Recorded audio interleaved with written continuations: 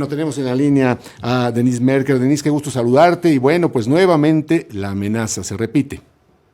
¿Cómo estás, Iván? Jesús, ¿cómo están los dos? Un gusto saludarlos. Pues efectivamente, tampoco es una sorpresa. El candidato Donald Trump lo estuvo anunciando.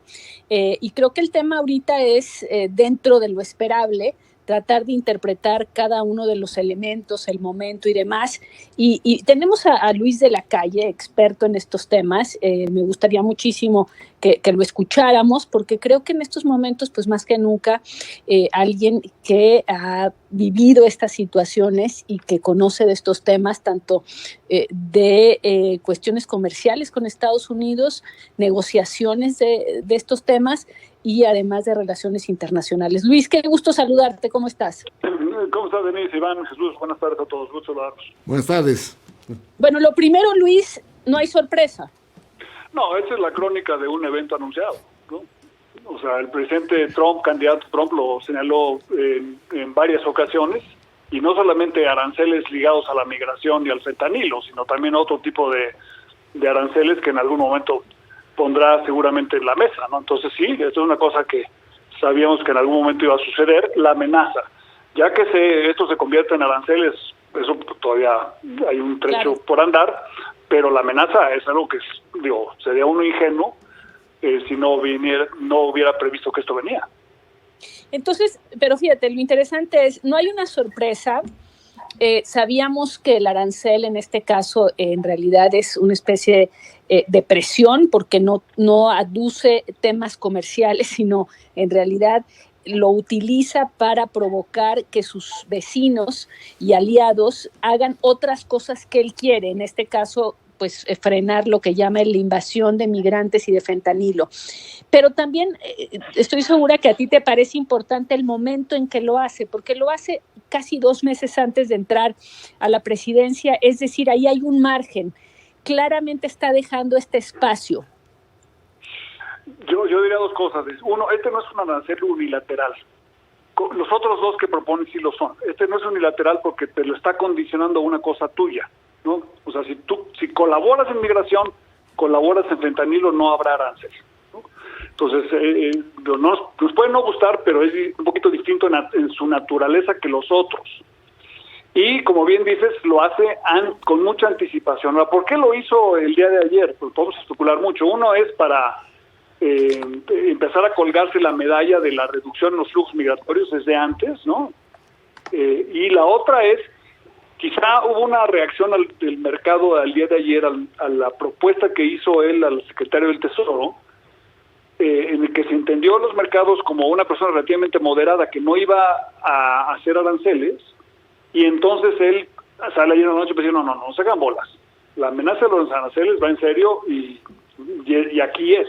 O sea, no interpreten la propuesta para el Tesoro como que mi administración va a cambiar de posición, porque lo que él necesita es que sea una amenaza creíble, ¿no? Y para después poderse colgar la medalla de que se están reduciendo los flujos migratorios o que va a ser una cosa importante en materia de fentanilo.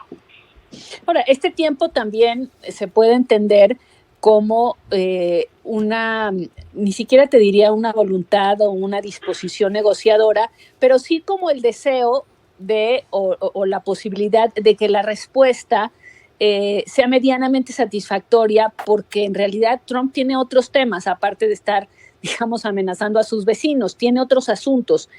¿Te parece que también esa es una posibilidad? Es decir, no anunciarlos y aplicarlos el día 20, porque en realidad sí tienes interés en que a lo mejor te cuelgues unas medallas, los otros se pongan a hacer algunas cosas y tú al final digas, ni siquiera lo tuve que hacer, porque en realidad con simplemente anunciarlo ellos ya hicieron lo que yo quería. O sea, un arancel del 25% a México y a Canadá no es creíble. O sea, no es creíble en el sentido de que es un arancel que pueda permanecer en el tiempo. O sea, porque el nivel de integración económica que tenemos entre los tres, el nivel de producción conjunta entre los tres es tan alto que no puedes estarte poniendo aranceles. Es como poner casi un arancel entre Texas y California, ¿no? Pues no estás a ese nivel, pero no muy lejos.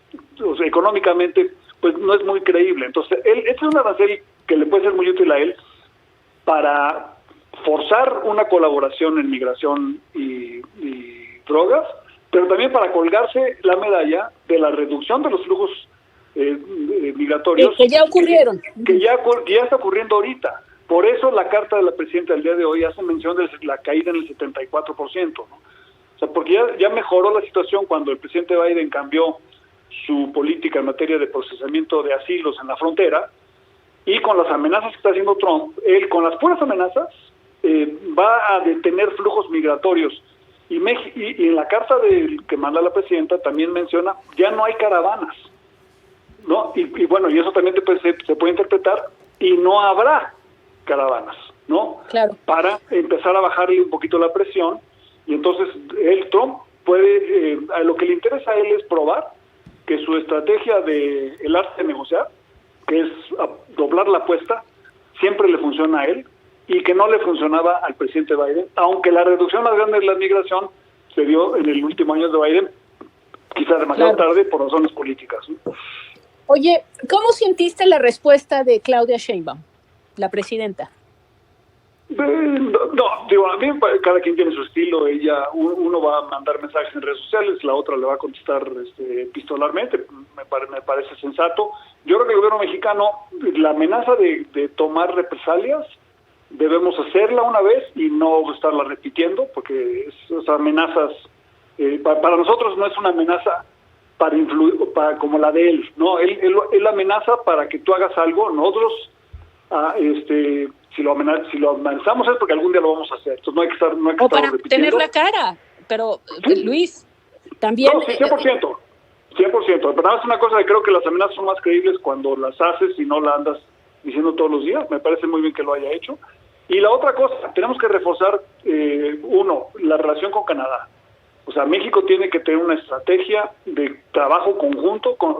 Trump nos hizo un pequeño favor ayer, digamos, al poner a Canadá en la misma canasta que México. Entonces México tiene que aprovechar eso para decir, oye, Canadá, claro, vamos a sentarnos juntos para ver cómo enfrentamos este asunto. Y después también reforzar algunas ligas que tiene México en Europa y en Asia, porque en la medida en la que profundicemos la integración, tengamos acceso preferencial a Europa y le demos a las empresas europeas acceso preferencial a México, hacemos menos atractivo que Estados Unidos termine saliéndose del TEMEC, porque no puede, digamos, ¿no? Entonces, México, en su diversificación, fortalece su posición de negociación con respecto a Estados Unidos.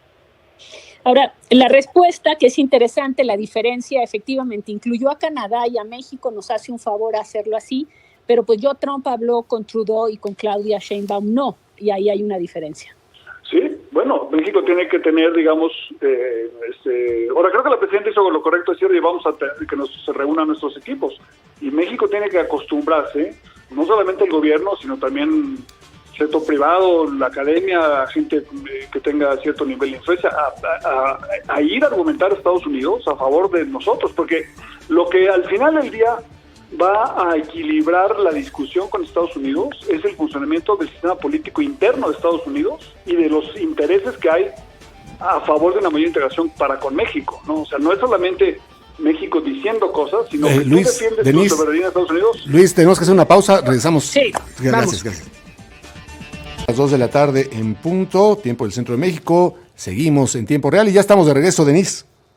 Gracias, Iván. Y pues Luis, tratando de hacer un balance hoy, por supuesto, la noticia en todo el mundo, no solamente por lo que implica para México y para Canadá, sino por lo que implica para el mundo. Es una posición disruptiva que se esperaba. Y bueno, va a ser importante cómo se maneje esto en estos primeros 2 meses, o más bien en estos 2 meses previos al gobierno de parte de México, qué tipo de relación se establece con un presidente de esta naturaleza, porque más allá de que no sea creíble el 25%, pues habrá un % que sea creíble y que nos haga mucho daño. Bueno, lo que es creíble es que nos van a amenazar y que tenemos que manejarlo, ¿no? Mucha gente piensa que México tiene un reto muy importante para el 2026, pero ese reto lo vamos a vivir en enero del 25 o antes, como dices. Entonces, es hoy en día. Y cómo lo maneja México, cómo trabajemos con el gobierno entrante del presidente Trump, es de una importancia mayúscula. En Estados Unidos no hay consenso sobre nada, excepto de que su principal competidor es China. Y ahí es donde México tiene un ángulo, porque la economía de Estados Unidos hoy en día, para competir exitosamente con China, necesita a Canadá y a México.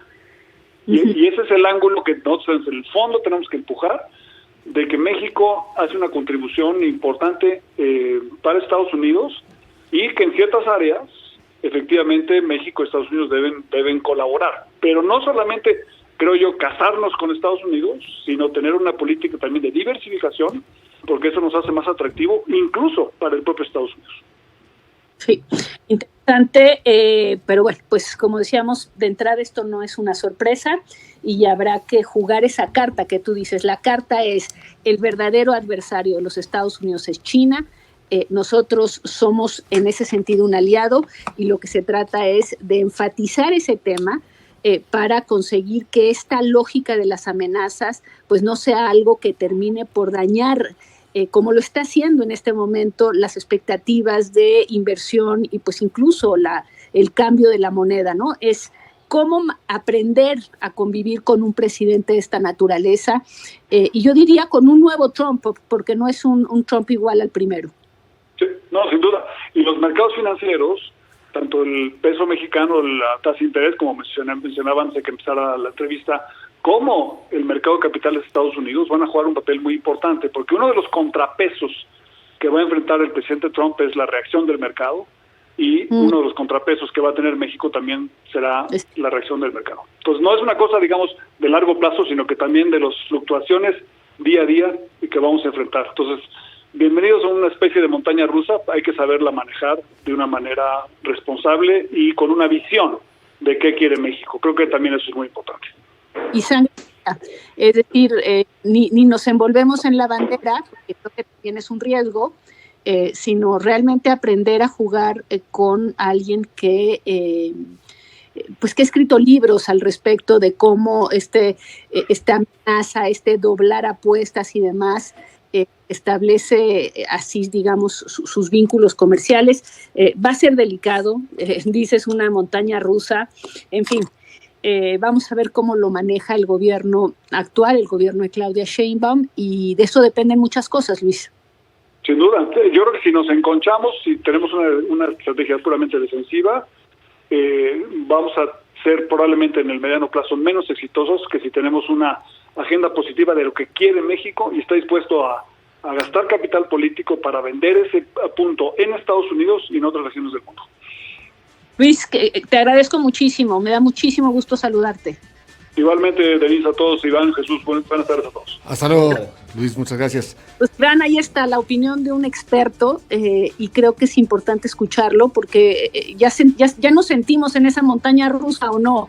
Sí, por supuesto, y así va a seguir porque pues Trump fue un outsider hace 8 años que llegó a la política y ahora ya sabe de política, así es que bueno, lo que se espera. Muchas gracias, Denise. Gracias, Denise. Vamos a una pausa, regresamos con más.